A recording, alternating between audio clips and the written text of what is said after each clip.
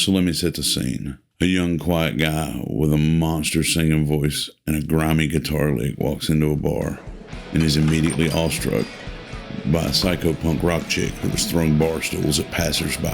He walks up and quietly sticks out his hand to shake and says, "Hi, I'm Kurt. Here's the rest of the story. How's it going? Friends, comrades. Dave, I'm the average fat guy. You're whoever you are, and this is the one about Courtney Love." So this is sort of a sidebar to my 27 Club series. I just did the Kurt Cobain video last week, and I'm coming back with the Courtney Love connection. That's kind of funny. The Courtney Love connection this week. So like I said, today we're flipping the script and looking at Courtney Love, Kurt Cobain's wild widow, and the conspiracy theory that just won't die. This one's for the tinfoil hat people and, well, anybody that loves a good whodunit. Expect mystery, some shady vibes, and me wondering exactly how a man with a assumed 30-inch reach could wield a shotgun with a 28-inch barrel in such a manner. So sit back and relax while we wander down this rabbit hole together. Wow, I look like the Stay Puft Marshmallow Man. I'm going to burn this shirt when I'm done. Anyway, back to the video. So Courtney Love was born July 9th, 1964 in San Francisco. She's a real punk rock riot girl. Think ripped fishnets and smeared lipstick. By the late 80s, she's fronting Hole. And she's working on that signature sound that even I have to admit that I love. Malibu was legit and you know it. And at that point, she's catching Kurt's eye. They meet somewhere around 89 or 90. Every story is a little bit different, but the one thing that everybody agrees on, it is utter chaos from the jump. By 1992, they're married, and Grunge has a royal family, complete with a princess, Frances Bean. Except this is a little more grim and a little less fairy tale. Holes Live Through This drops in 1994, the same week that Kurt Cobain dies, and it is a certified banger. Okay, I didn't like the certified banger line. Holes Live Through This drops in 94, and it is absolutely crushing it. It drops the same week that Kurt dies. Suspicious as hell for some of us. Courtney herself is no stranger to drama. Arrests, drugs, and a mouth that could start a bar fight. She's a firecracker with no off switch, as they say. Some fans love the vibe, man. Others, all they could see were the red flags. Me, I'm way too paranoid to date somebody that intense. I get nervous when my wife changes the way she punctuates a text. Their life is a tabloid fever dream. Heroin, rehab, custody battles. Then Kurt dies April 5th, 1994. Shotgun to the dome piece. Suicide, they say. But some of us weren't quite buying it. Then some people start to witness... That was fucking weird. Then some people start to whisper that Courtney did it. Whew. All right, get it together, fuckface. Then people start to whisper that Courtney had something to do with it. Let's unpack this weirdness. I ain't no detective, but I've watched enough Criminal Minds to make this YouTube video. Here's where things start to get strange. Kurt dies at 27 years old in his Seattle greenhouse from a single shotgun blast. The police called a suicide, and for good reason. No one doubts the reasoning behind the initial assumption. He had been spiraling. Heroin, depression, everything was looking rough for the dude. In his note, he quoted Neil Young saying it's better to burn out than fade away. At first glance, it would appear to be case closed, but some strange things pop up in all of this. Enter the conspiracy nuts, otherwise known as everyone I've ever met. Please don't get offended by that. I'm mostly in their camp. The first oddity is the note. It didn't say I'm out world. It said I'm out Courtney. And the handwriting was kind of funky too. It looked like somebody may have tried to tweak it. I'm not saying anything. There is no evidence to suggest, well... I have absolutely no proof, neither does anyone else, that anyone did anything. So all of this is speculation and circumstantial at best. It's not even circumstantial, it's speculation. It's an assumption. This YouTube video, don't sue me. Then there's the gun, a Remington 20 gauge. Kurt's got long arms. Everybody called him lanky, but pulling that trigger would be a trick. At his height, somewhere between 5'7" and 5'9", he should have somewhere between a 30 and 32-inch reach. The distance from a 28-inch barrel to the trigger on that particular gun should be somewhere between 33 and 35 inches, depending on if it was chambered for 3-inch or what. So the point of the matter is, I hope he had a skinny big toe. And then there's the heroin in his bloodstream. I mean, he was absolutely loaded. Like, should have been smooth out loaded. Should have potentially OD'd had he not been an experienced user loaded. How you going to pull a trigger if you out cold?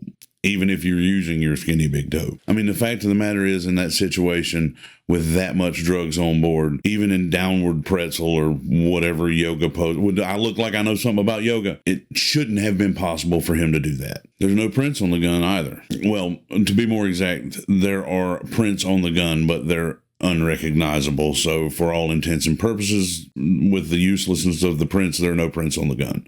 Were they wiped clean or were they never there? Were it me, there'd be Cheeto dust everywhere. This is just way too neat, though. And the rumors continued to swirl. Courtney had a motive. It was a rumor. Money, rumor. Jealousy, rumor. Their rocky marriage, rumor. Well, their rocky marriage was pretty legitimate, given that everybody could see it on TV, but the motive issue there is a rumor. And she was set to inherit big. That's also not a rumor, but that's not saying anything. Lots of people are set to inherit big that don't do anything crazy.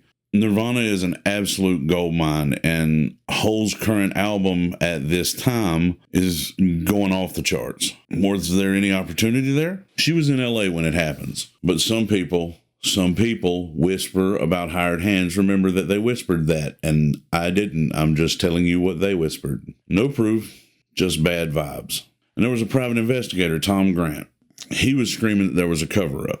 Again, he said that. He was screaming that there was a cover-up louder than I yell when somebody rings my doorbell and my dogs lose their minds. There's a sign and everything on the doorbell. Anyway, spooky? Yeah. Plausible? Maybe.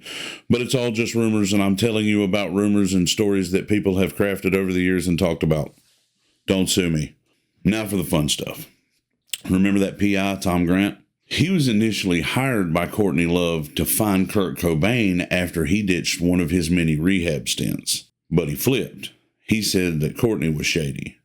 Remember that he said, all of this, not me. I am telling you about things that I have came across in my research for this video. He claims she lied about some stuff, like Kurt's credit card use post-death. I'm assuming that guy's name's El Duce. There's no way it's El Deuce. It might be El Deuce. It's either El Deuce or El Duce. I haven't heard it said. I've just read this stuff. But he's the guy from The Mentors, punk rock guy. He swears that Courtney Love offered him $50,000 off Kurt. He did that. He said that. I read all of these things on the internet. Says it on camera. Laughs, then punches his ticket days later. Hit by a train. Coincidence? I'd say yes if I didn't love a good plot twist, but I mean, it's pretty hard to coordinate somebody getting hit by a train. I like trains. Oh, no, wait! I don't know if he was pushed, but yeah, it's probably a coincidence there with the train thing. I'd say probably a coincidence. Courtney's interviews didn't help either. They're cryptic. She's unhinged. It's like she's auditioning for the role of a villain, and it doesn't help that she kind of looks like the Joker a little. Not she doesn't look like the Joker. That was mean. I'm a terrible person. I still think she's hot, though. And there's what's been dubbed the practice sheet, a sheet of paper with forged handwriting that pops up in this investigation. It kind of hints that somebody might have faked part of Kurt's note. Not that it's directly tied to this case, but then there's Kristen Paff, Hole's bassist, who dies not long after Kurt, just a few months. That's another Courtney link that fans won't drop. It's not a smoking gun, but it sure is a big pile of WTF to step in. So what's the deal? Courtney was never charged, and the cops stick to suicide, and she's still out there stirring the pot. Fans split hard. Some sing the grieving widow, some sing the black widow. But Kurt's legacy is absolutely untouchable. 30 million copies of Nevermind solidifies it as the blueprint for grunge. But the conspiracy keeps the whole situation kind of messy. Movies like Soaked in... Good God, what happened to English? Movies like Soaked in Bleach fuel the fire. And tiny YouTubers like me, the channel, not the belt size, make videos continuing to tell the tale. Courtney hates them. Calls them all lies. God, I hope this video finds her and pisses her off. But don't sue me. The money's there. Nirvana royalties, Hole's success. But there is absolutely no hard evidence that ties her to a hit. Is it the 27 Club curse like Robert Johnson's devil deal? Or is it just a tragic dude with a wild wife? I'm no busy, too busy. I'm no judge. I'm too busy surviving my own demons.